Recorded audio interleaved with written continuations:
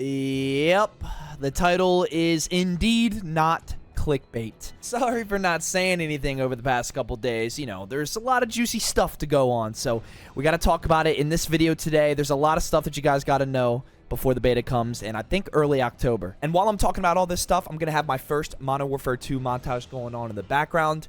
We may have another one coming up pretty soon. But it's true, man. I was flown out to San Francisco by Call of Duty, by Sledgehammer, by Activision. Thank you guys so much, by the way, for that. It was one of the coolest experiences ever. It was literally my first, like, private event, so I'm geeking. I'm looking at all this stuff. I'm freaking out. I'm next to Charlie Intel. I'm freaking out at all the COD stuff, and he's looking at me like, oh, first time, buddy?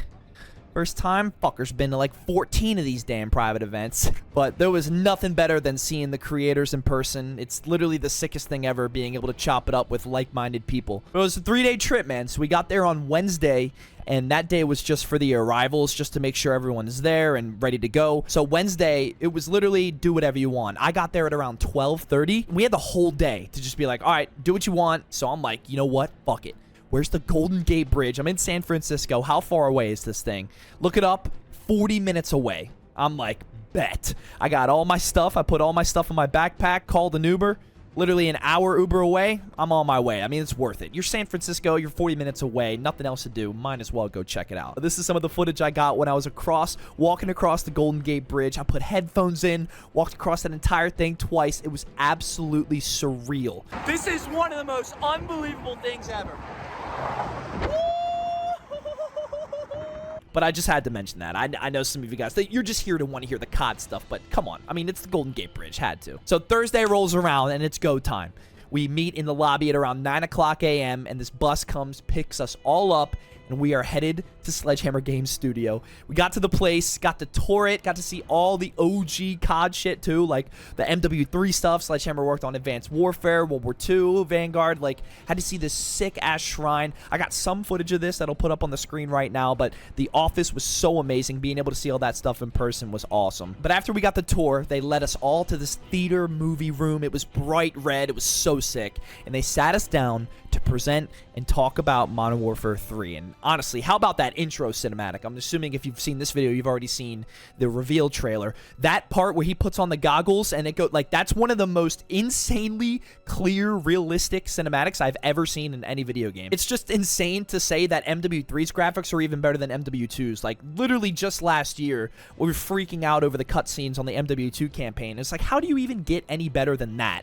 And then you see this stuff on MW3. It's just nuts. But they got to talk about the campaign first and how it's going to be innovative, where you'll have the cinematic missions that we know and love from the previous Call of Duties, all the way to open world-esque missions that allow you to finish the level however you want. Zombies returning as well, back to Outbreak and bringing that to the Modern Warfare universe. I didn't really play a lot of Outbreak back in Cold War, but, you know, I heard it was pretty popular, and I heard people liked it, so I'm excited to see how it is in the Modern Warfare universe. So then multiplayer rolled around, and they brought out some of the devs to talk about multiplayer and the changes they've made. And listen, man, seeing the devs express their interest in keeping the multiplayer kind of like a traditional COD multiplayer was awesome. Like, I can't stress that enough. They themselves look like they've wanted to make these changes for a long time. They mentioned how it's also the 20th year anniversary to COD, and how they think this year's COD will be a sort of love letter to the franchise and to all the OGs, which is really cool because I tweeted about that a little bit ago, asking like, I wonder if Call of Duty is even gonna mention anything or do anything special for the 20th year anniversary.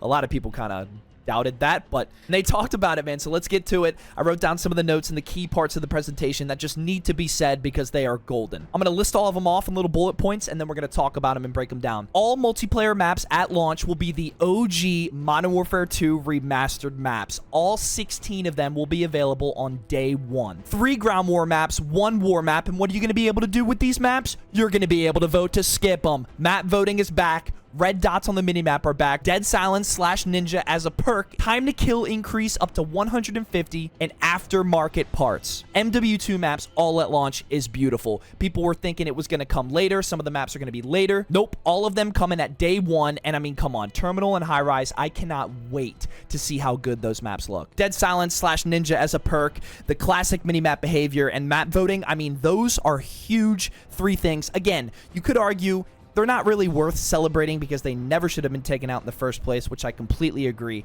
But it is nice to have them back, even though sometimes I do feel that it's one step forward, two steps back when it comes to COD. The aftermarket parts are going to be super unique as well, man. I'm excited to see how they roll these out and how they actually affect all the guns. But they had this pistol on the screen. It was sick, of this M9 where the front was cut off and the back was cut off, with these 3D printed parts that went on top of it, below it, on the side, turned it into an SMG. So imagine how many snipers we're going to be able to build with like shotgun parts or these random parts that get added in post-launch. Big changes to the movement as well, which is huge, by the way. It's overall responsive movement. So you have slide canceling, reload canceling, faster mantling, fire immediately, increased tack sprint, and a new tack stance. This is huge as well because MW2 was kind of limited when it came to the movement. People like the slide canceling. I personally am not huge on slide canceling. I think it belongs in Warzone, not in multiplayer, but if it makes for more fluid movement and smoother movement, I'm all for it, man, as long as it makes multiplayer better. But being able to slide cancel, fire immediately, and just overall faster everything when it comes to sprint to fire, that changes the pace of the game a lot, man, and I really think that's going to have a lot to do with the change between Modern Warfare 2 and Modern Warfare 3 when it comes to gameplay. All these things that I just talked about are going to make sniping so much more fluid, even though Modern Warfare 2 sniping